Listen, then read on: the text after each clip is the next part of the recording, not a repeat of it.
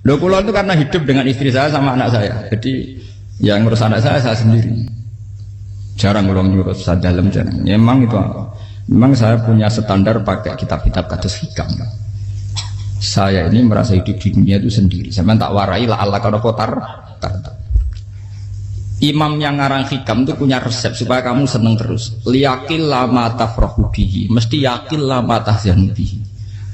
Usahakan sedikit sekali apa yang bikin kamu seneng, maka akan sedikit sekali yang bikin kamu susah. Jadi misalnya kulo nih, jadi kiai misalnya cari wong, kulo kiai wong alim, jelas nak ngalimnya ngalim, nak kiai rapati ya, nak ngalimnya jelas. Nak kiai rapati, namun kan kiai tapi orang ngalim. Nah kulo nak ada wong alim malah beliau jelas.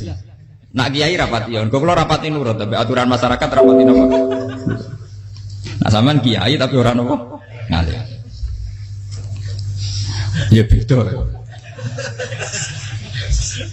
Enggak, ini memang bedanya jauh. Ya mungkin lebih kiai sampean cara derdek-derdek dongo meyakinkan sampean. Tapi cara artine dongo piye paham kulo. Lha boten iki nyata, sampe rasa tersinggung. Napa barang-barang napa? Nyata. Nah, kalau sering ditakoki kiai-kiai masalah. Resepnya apa jenenge? Konjinan ratau susah, dal kita ratau wiridan, ratau mohon sisip. Resepnya ilmu itu gini kata hikam. Ulama yang kayak hikam tuh pernah ngarang kitab tuh saking syukurnya entah saking angkuhnya terserah komentari. Kamu harus yakin bahwa di sisa hidup Anda itu tidak akan maksiat lagi. Sehingga kalau kamu ditakdir maksiat, anggap saja akhiru maksiatin kudirat alika. Anggap itu yang terakhir.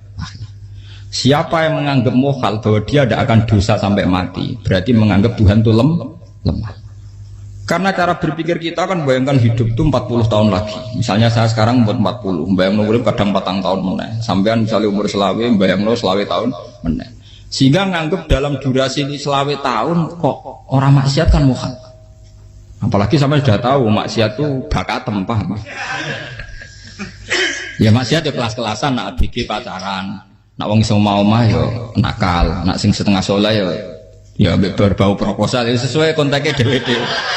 Itu kan urusan masing-masing. Ya itu kan urusan masing. Wae wakisabu ala wong ngene ora ana sing roh wae wakisabu. Ala. Ngrombongan wali songo, mbok kangen wali songo, mbok golek selisih wawahu napa? Alam. Sing roh pangeran piyap. Mbok kangen wali, mbok golek selisih margin. Niku pokoke wawahu napa? Ya itu kan urusan jenengan mbek pangeran, mboten urusan kula. Tapi tetap saya sebagai ulama mengingatkan, niat itu ditoto.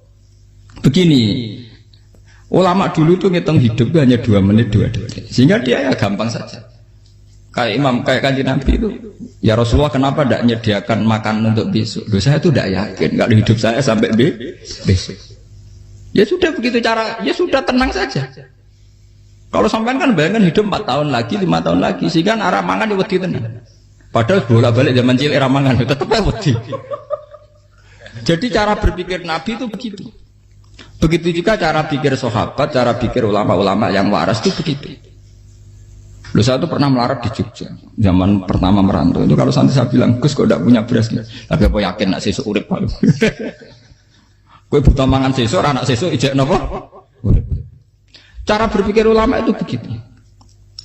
Sehingga melihat maksiat juga gitu. Alhamdulillah aku ijek urip. 1 detik, 2 detik, 2 menit. Sehingga hidup. Dan itu sudah cukup untuk lafadzkan la ilaha illallah. Makanya kata yang ngarang hikam, betapa murahnya Allah. Surga itu hanya bisa dibeli dengan 2 menit. Karena surga itu senilai la ilaha illallah. Miftahul jannah la ilaha illallah. Itu cukup 1 menit. Berarti surga itu regane mau 1 menit. Dan karena dia nganggap hidup itu 1 menit ke depan, la ilaha illallah, ya sudah. Dia ngitungnya hidup itu per menit. Kalau sampean kan enggak, per 10 tahun, per 20 tahun. Sehingga kriminal betul, cara pandang sampean itu kriminal betul.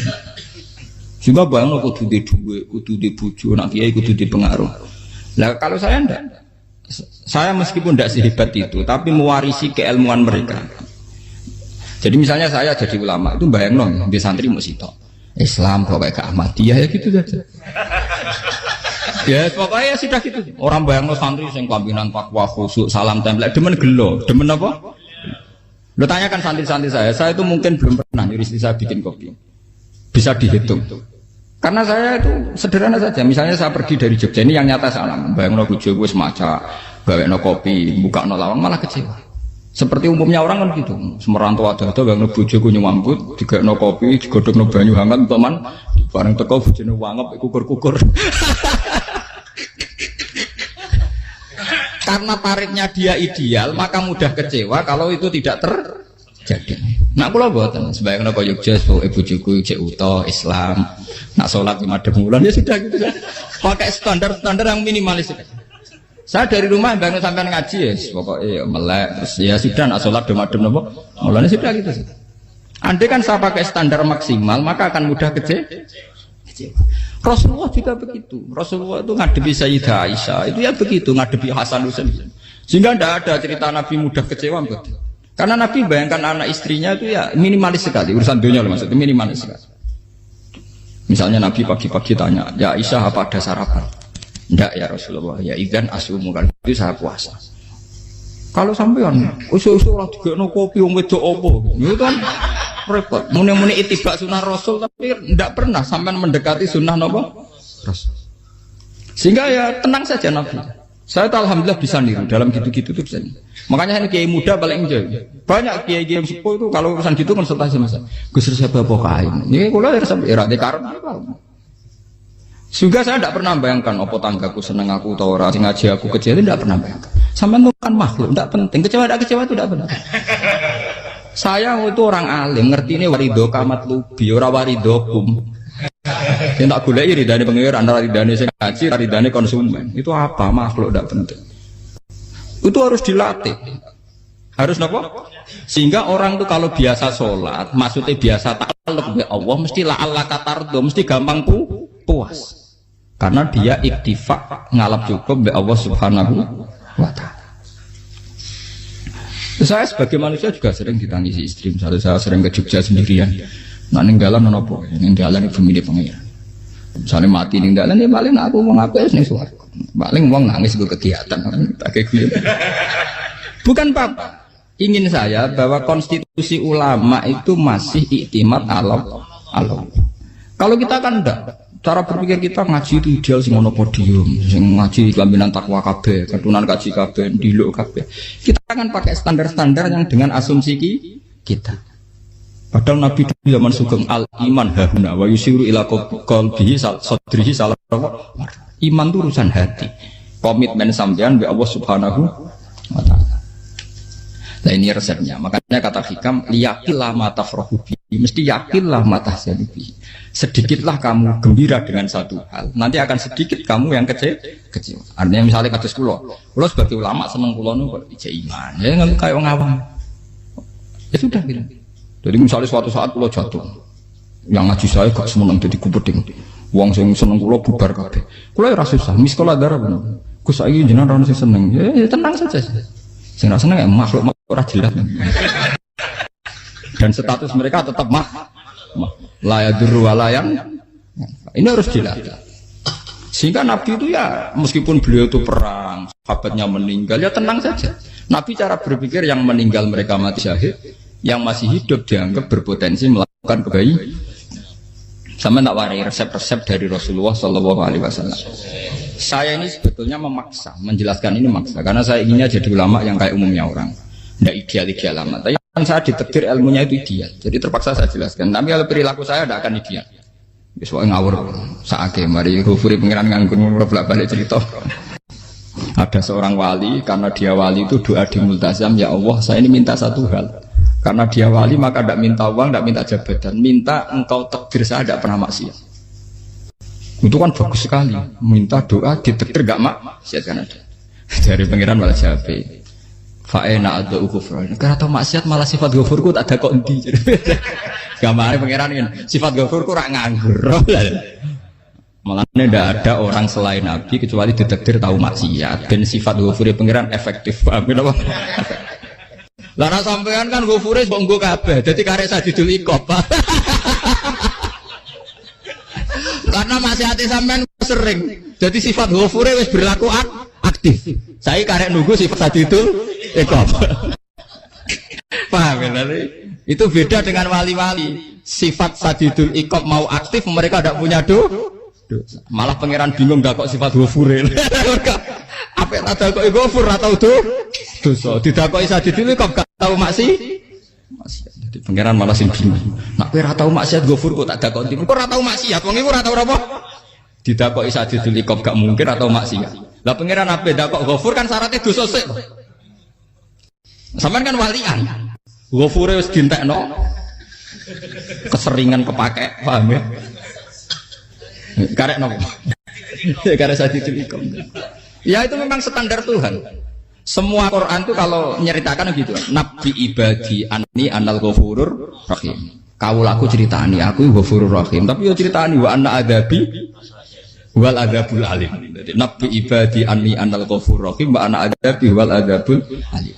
Kalau Nabi Ibrahim, Nabi Muhammad inna rabbaka lasariul iqab. Pangeran cepat nyiksane. Tapi wa innahu laghafurur. Jadi dua sifat ini pasti aktif. Dan tentu ulama itu senang sifat ghafur itu ya meskipun aktif, tapi mereka tidak pernah ngambil fasilitas sifat napa? Kula baleni malih.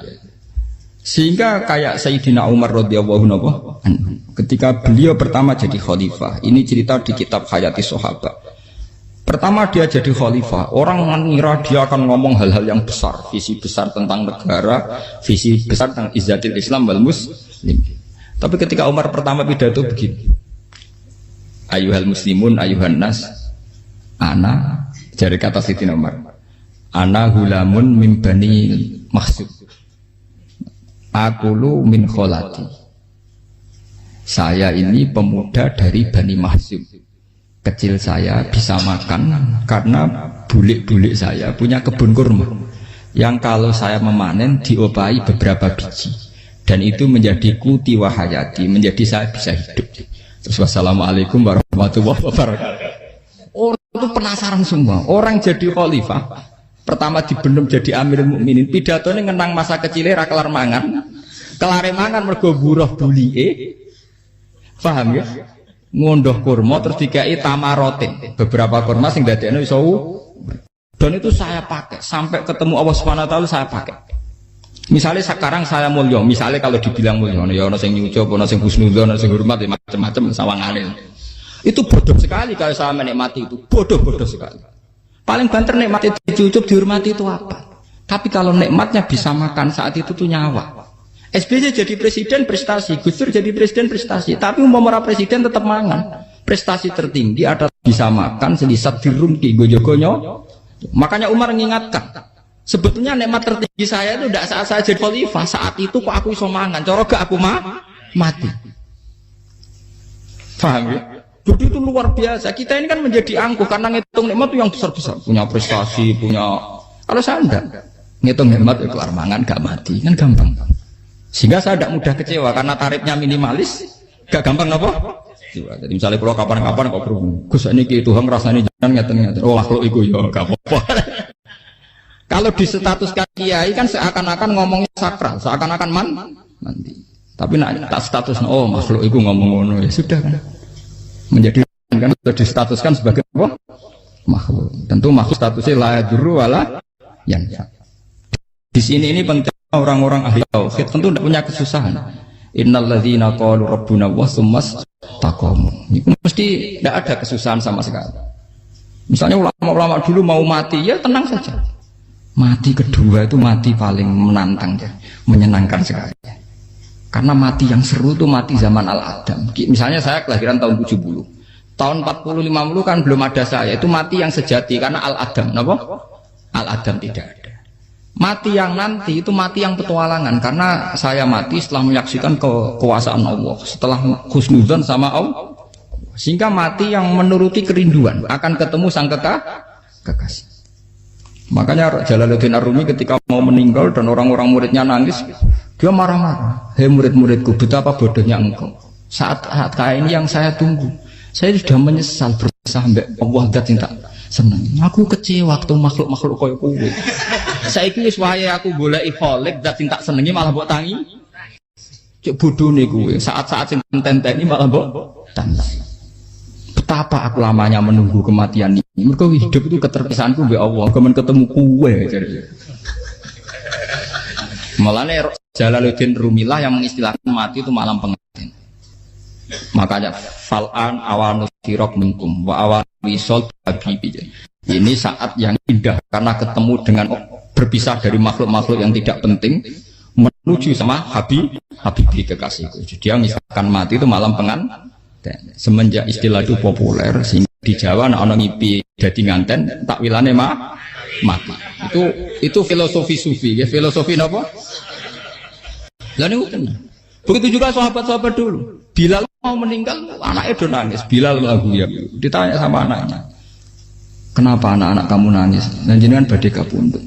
Aku malah seneng nang mati. Hudan nalqal akhibah Muhammadan wa hisbah. Aku nak urip ketemune mbek kowe terus. Malah nak mati ketemu Nabi Muhammad. Hudan nalqal akhibah Muhammadan wa hisbah. Nah, dengan cara pandang begitu maka hidup itu enjoy saja. Ya saya sebenarnya keberatan pakai kelas ini, keberatan karena saya harus ngulang sampean-sampean itu. Ya makanya potensi kayak saya tentu mengurangi jadwal ketemu. Makanya saya mohon kalau tidak penting itu jangan sungkan. Anggap saja itu bagian dari hormat saya. Ya minimal sampai misalnya di dua saya ketahui gue jajan pentolan lah apa mau kesuwan bareng malah repot. Gue ganggu uang anak peleleran pak. Nah misalnya sampai kepentak kok hukum, uang nak pinter, hukumnya takokan ya ringan, takok kiai tanggam paling bisa. Karena pertanyaan yang ringan tentu ya ringan-ringan saja kan. Gak perlu kiai kali ber. Sampai rasa GR. Kalau pertanyaannya angel Gus gak ono sing iso jawab. Uang nak ralim tahke, ku pertanyaannya ya ora patimu tuh. Ibu wis kangelan ngoten. Ini mboten ngenyek tapi padha enak. Padha napa? Makanya kalau latih. Jadi hikam sendiri itu ada manhaj, ada metode. Kalau orang supaya tardo, liyakil lama tafrohubi, yakil lama tahsen. Anak saya itu kalau habis main pulang, itu saya senengnya pol. Istri saya pernah jangan. Gus, anak mulai senengnya dek biro-biro, anakku gemulai nih ngomah. Misalnya terus biasa. Saya terus anakku lo main mulai itu seneng. Biro-biro anakku mulai nih ngomah. Dipanggil anak saya bapak itu senengnya sak boleh. Biro-biro ada saya manggil bapak. Jadi saya pakai standar minimalis sekali. Saya tidak pernah pakai tarif. Dia anak yang ideal dihormati orang. Sebenarnya anakku sujud nih pangeran, ngerti pentingnya mau tasbih. Makanya anak saya tak namakan tasbih semua. Itu ya sudah selesai. Saya tidak pernah bayangkan anak saya jadi kayak besar dihormati jemput. Mari gampang kecil. Ya, sekolah kan Sayyidina Umar. Saya pemuda dari Bani Makhzum. Yang kecilnya bisa makan karena buruh bulikku. Akal tuh tamarot. Wah itu saya baca tuh nangis betul. Betapa hebatnya Sayyidina Umar. Mengingatkan ulang bahwa nikmat tertinggi itu ya makan. Karena makan kaitannya nyawa. Orang jadi bupati, enggak jadi bupati tetap makan. Jadi kalau ngantin saya tarifnya minimalis sekali. Nah, kalau orang sudah makan gitu, lah Allah kata tertentu mudah sekali. Tapi kalau sampai tarifnya ideal harus di mobil, kudu sanggup agak. Masuk gue mobil gak sanggup agak. Barang gue sanggup agak, kudu gue penderek. Masuk kiri lu juga kok tanpa apa? Penderek. Penderek maju. Masuk orang kena dikeloli, jadi malah repot. Akhirnya gue mau ngaju. Harus selingkuh dari sing we. Itu lapor koromenang.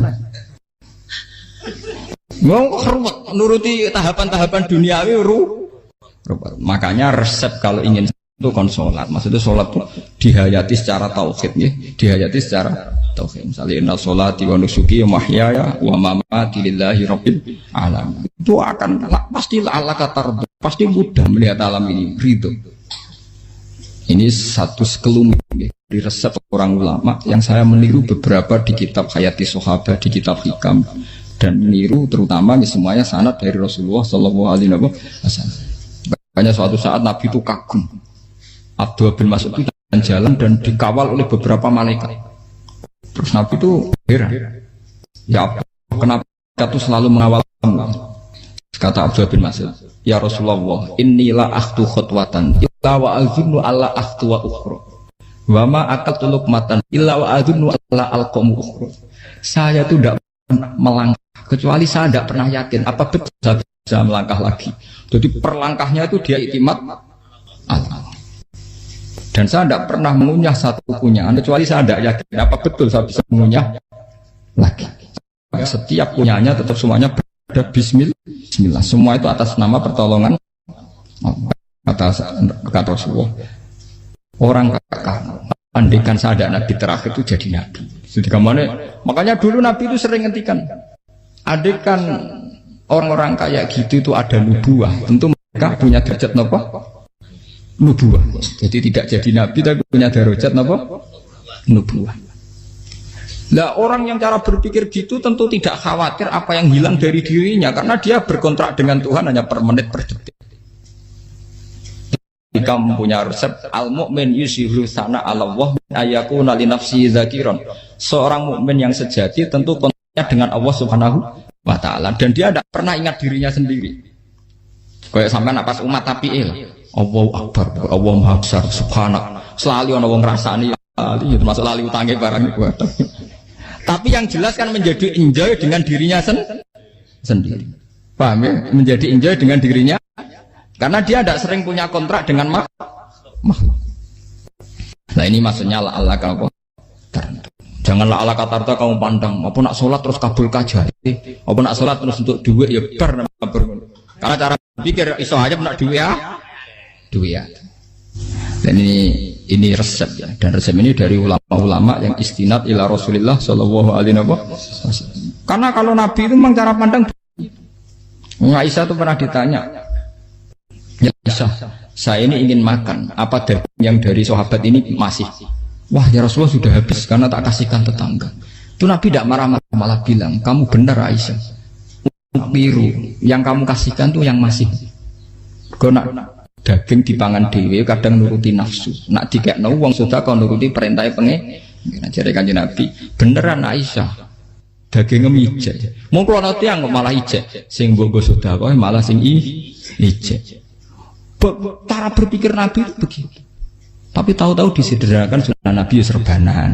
Lah itu kan ya memang itu bagian dari sunnah Nabi, tapi sunnah seharga 10.000. Paham ya? Ya monggo mawon sampean sunnah Nabi serbanan gitu, tapi itu sunnah yang bisa dibeli dengan murah. Hakikatnya sunnah Nabi itu rata-rata bentuknya perilaku. Napa? Sampean delok dawuh Aisyah tengene tibak berjanji. Kana khuluquhul Qur'an wa shimatuhul ghufran yansahu lil insan wa yafsahu fil ihsan wa ya'fu 'anil dzambi idza kana fi haqqihi wa sababi. Kana khuluquhul Qur'an. Nabi ku akhlak dasare wis kaya Quran tok. Urusane akhlak. Wasimatuhul ghufron, ciri utama sifatnya Nabi gampang nyepuro. Yansahu lil insan. Dan Nabi punya niat baik pada seluruh manusia. Wa yafsahu fil ihsan, sering melakukan ihsan. Dan sunnah Nabi ngoten kan luwih sering kula Quran ya wis hafal mulang. Wasimatuhul ghufron kula gampang nyepuro, sampeyan ngaji angop ora tau tamu. Yansahu lil insan, kula bedina nasihat tiyang mulang. Wayah sahufil ihsan tak gawe gampang. Kula mulai ora tau. Itu sakmene kudu podium kudu wong dilo ya ora. Pokoke anggere kiamat dia ya madhep mulon ya sudah. Loh itu kan dawuh Aisyah ketika ditanya kaifa kana khuluqu Rasulillah.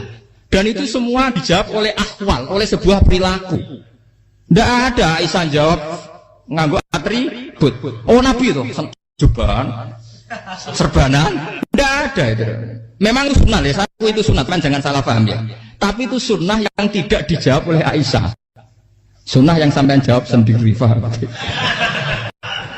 Aisyah yang istrinya Rasulullah ketika ditanya kaifa kana khuluqu Rasulillah, beliau jawab kana khuluquhul Qur'an wa simatuhul ghufran yansahu lil insan wa yafsahu fil ihsan.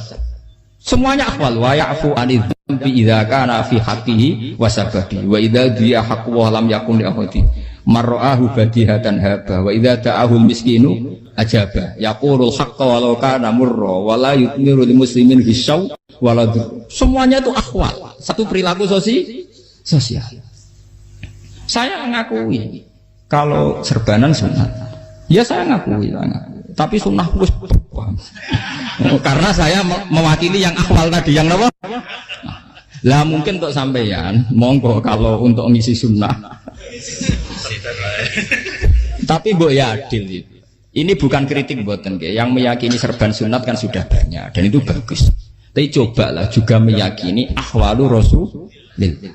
Makanya man sanna sunnatan itu rata-rata ulama maknani siapa yang ikut sunnahnya Nabi. Rata-rata ulama nafsir ahwalu Rasulillah wa af'alu. Perilaku sosial Rasulullah. Makanya terusannya wa idza ja'ahul miskinu ajabah. Kalau dipanggil orang miskin ya datang. Ya maksudnya ada harus orang miskin manggil pas resepsi kawin boten. Misalnya ana wong melarat kuwi di sepeda motor, wong melarat iki yo ngeteroni puskesmas ya mbok terno. Wong melarat loro yo nukono misale apa minyak kayu putih mbok tekani.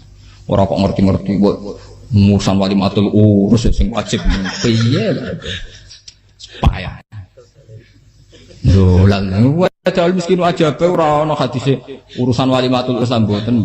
Kalau orang miskin manggil ya. Dalam riwayat hadis ya Nabi sering dipanggil orang miskin. Ya Rasulullah, mbok datang ke rumahku, ada apa? Terus ya Nabi, saya tuh ingin rumahku sing elek jenengan nate salat teng mriku. Ya Nabi datang ya salat aja ya ora harus jaman. Fi ayyi makanin aradta an usolliya fi. Kamu di tempat mana kamu seneng salat teng mriki ya Rasulullah. Ya Nabi salat. Sing ngundang ya waras pisan. Kenangan mbek Nabi kok mae dienggo salat Nabi. Sampeyan tahu tanggung kiai kon salat. Kon mromosekno anakmu iku paham. Nggih yai dongakno nggih kersane ketampi PNS. Padahal kiai ini dhewe anake ra PNS. Kalau dulu kan sahabat ngundang Nabi itu ya gitu. Ya Rasulullah, saya itu ingin sekali engkau sholat di rumahku. Fa'atakhidahu musollan. Kemudian tempat yang pernah engkau sholati mau tak pakai musola pribadi. Makanya masjid kiblat itu rumahnya sahabat. Karena dulu Nabi pernah sholat di satu tempat. Adalah ono perintah tahlilul kiblat itu di rumahnya sahabat. Itu sahabat dulu itu kalau ngaturi Nabi itu kenanya ingin Nabi pernah sholat di situ. Nah, ilmu ngeten ini muntah. Ya untungnya ten kula. Dadi ono sing eling-eling ya, Bang. Nah, teman kudu syukur ya. Artinya syukur ya. Orang kayak saya itu tidak usah sampean dikte-dikte ngikuti hukum adat. Kalau ngoten sampean gelo mergo kula ora iso teko, kula ya gelo perkarane ulama kok mbok atur. Makanya saya sering guyon cerita saya itu kalau di pasar Pandangan dulu tuh anyaran boyong sering di pasar ditanya sama Gus wong alim kok di pasar. Piye? Aneh tuh. Ya aneh kuwi. Aneh piye? Bodohnya wong alim. Kadang masyarakat tuh tidak sadar keanehan dirinya sendiri. Mereka enak saja merasa kalau orang alim ke pasar itu aneh. Mereka tidak sadar orang bodohnya wong alim ya aneh. Enak saja mereka mikir sepi. Faham ini supaya sampean Allah kan apa tar. Makanya untuk Rasulullah Nabi itu sering ngendikan ana tamu hormati. Tapi etika mertamu di Rasulullah itu walakin idza du'aitum. Mertamu Nabi itu nunggu ditimbali. Walakin idza du'itum du'iya mabni majhul. Ketika kamu ditimbali fatwa.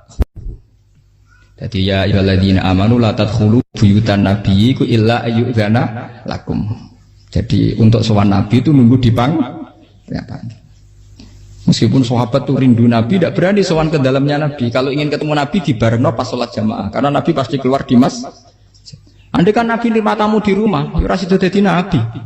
Amen nampa tamu.